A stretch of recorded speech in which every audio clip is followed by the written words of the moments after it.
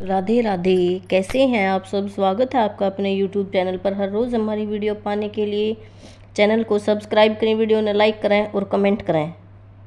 द्रव्य यज्ञ सत्पो यज्ञ योग यज्ञ सत्थापरे स्वाध्याय ज्ञान यज्ञश्च यतः शन्ति संश्रित व्रतः। अर्थात कठोर व्रत अंगीकार करके कुछ लोग अपनी संपत्ति का त्याग करके कुछ कठिन तपस्या द्वारा, कुछ अष्टांग योग पद्धति के अभ्यास द्वारा अथवा दिव्य ज्ञान में उन्नति करने खातिर वेदों के अध्ययन द्वारा प्रभूत बनते हैं। इन यज्ञों के कई वर्ग हो सकते हैं। बहुत से लोग विविध प्रकार के दान पुण्य द्वारा अपनी संपत्ति का यजन करते हैं। भारत में धनाढ्य व्यापारी या राजवंशी अनेक प्रकार की धर्मार्थ संस्थाएं खोल देते हैं, यथा धर्मशाला, अन्न क्षेत्र, अतिथिशाला, अनाथालय और विद्यापीठ। अन्य देशों में भी अनेक अस्पताल, बूढ़ों के लिए आश्रम और गरीबों को भोजन, शिक्षा और चिकित्सा की सुविधाएं प्रदान करने के दातव्य संस्थान हैं। ये सब दान कर्म द्रव्यमय यज्ञ हैं। अन्य लोग जीवन में उन्नति करने और उच्च लोकों में जाने के लिए चांद्रायण और चातुर्मास्य जैसे विविध तप करते हैं। इन विधियों के अंतर्गत कतिपय कठोर नियमों के अधीन कठिन व्रत करने होते हैं। उदाहरणार्थ, चातुर्मास्य व्रत रखने वाला हर वर्ष के 4 मासों में बाल नहीं कटाता, न ही कतिपय खाद्य पदार्थ खाता है और न दिन में 2 बार खाता है, न निवास स्थान छोड़कर कहीं जाता और जीवन के सुखों का ऐसा परित्याग तपोमय यज्ञ कहलाता है। कुछ लोग ऐसे भी हैं जो अनेक योग पद्धतियों का अनुसरण करते हैं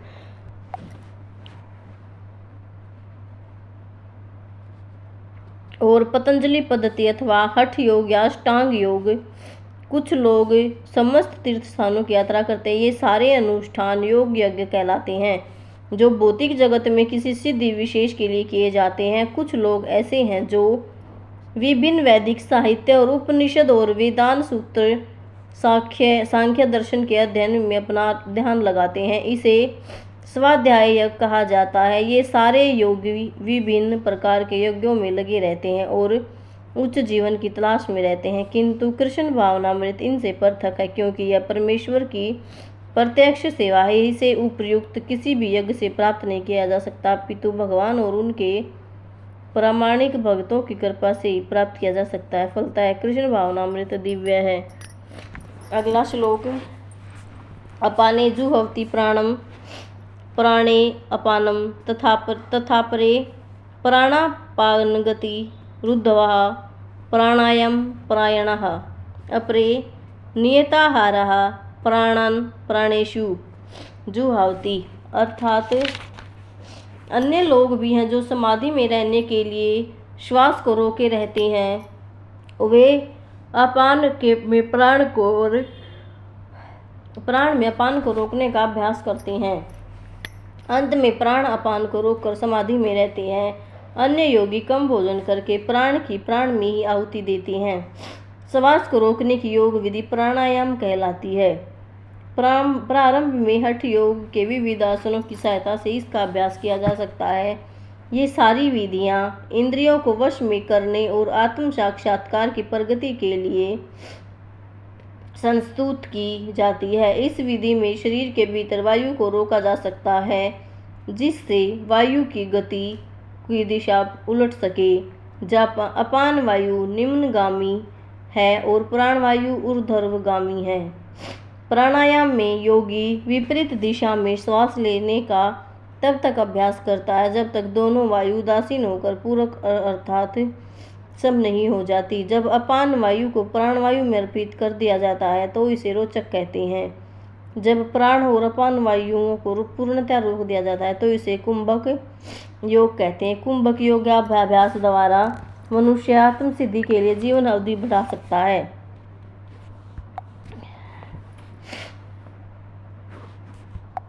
बुद्धिमान योगी एक ही जीवन काल में सिद्धि प्राप्त करने का इच्छुक रहता है, वह दूसरे जीवन की प्रतीक्षा नहीं करता। कुंभक योग के अभ्यास में से योगी जीवन अवधि को अनेक वर्षों के लिए बढ़ा सकता है, किंतु भगवान की दिव्य प्रेमा भक्ति में स्थित रहने के लिए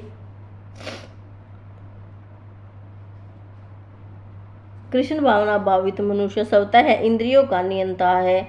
इनकी इंद्रियां कृष्ण की सेवा में तत्पर रहने का कारण है, अन्य किसी कार्य में प्रवृत्त होने का अवसर नहीं पाती।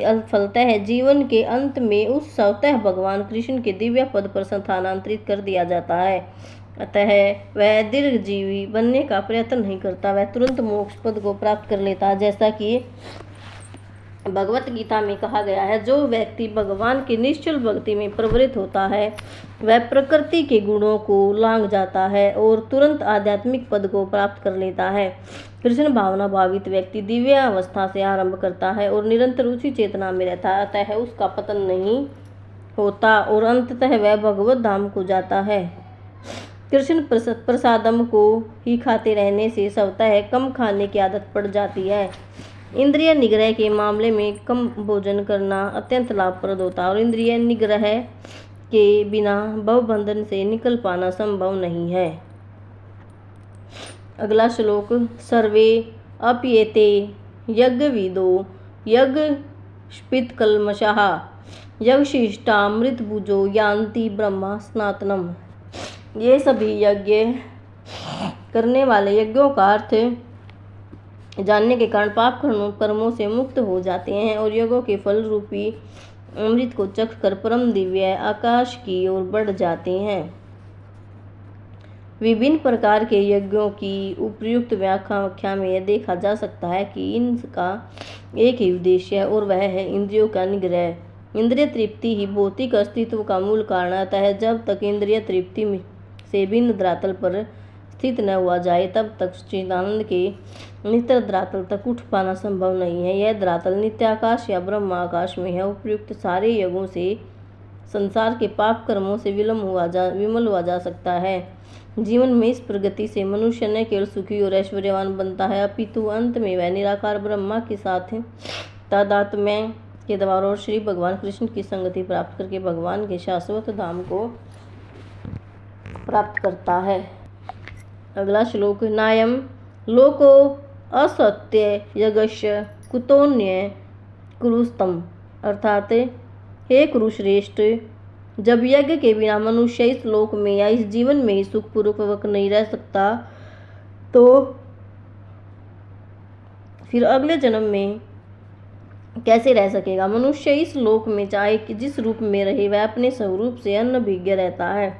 दूसरे शब्दों में भौतिक जगत में हमारा अस्तित्व हमारे पाप पूर्ण जीवन के बहुगुणित फलों के कारण है। ज्ञान ही पाप पूर्ण जीवन का कारण है और पाप पूर्ण जीवन ही इस भौतिक जगत में अस्तित्व का कारण। मनुष्य जीवन ही वह द्वार है जिससे होकर इस बंधन से बाहर निकला जा सकता है। अतः हमें धर्म, अर्थ, काम और मोक्ष का मार्ग दिखलाकर बाहर निकलने का अवसर प्रदान करते हैं। धर्म या ऊपर संस्तुत अनेक प्रकार के यज्ञ हमारी आर्थिक समस्याओं को स्वतः हल कर देते हैं। जनसंख्या में वृद्धि होने पर भी यज्ञ संपन्न करने से हमें प्रचुर भोजन, प्रचुर दूध इत्यादि मिलता रहता है। जब शरीर की आवश्यकता पूर्ण होती रहती है तो इंद्रियों को तुष्ट करने की बारी आ जाती है। अतः वेदों में नियमित इंद्रिय तृप्ति के लिए पवित्र विवाह का विधान है। इसलिए मनुष्य भौतिक बंधन से क्रमशः छूटकर उच्च पद की ओर अग्रसर होता है और मुक्त जीवन की पूर्णता परमेश्वर का सानिध्य प्राप्त करने में यह पूर्णता यज्ञ संपन्न करके प्राप्त की जाती है। जैसा कि पहले बताया जा चुका है, फिर भी यदि कोई वेदों के अनुसार यज्ञ करने के लिए तत्पर नहीं होता तो वह शरीर में सुखी जीवन की कैसे आशा कर सकता है।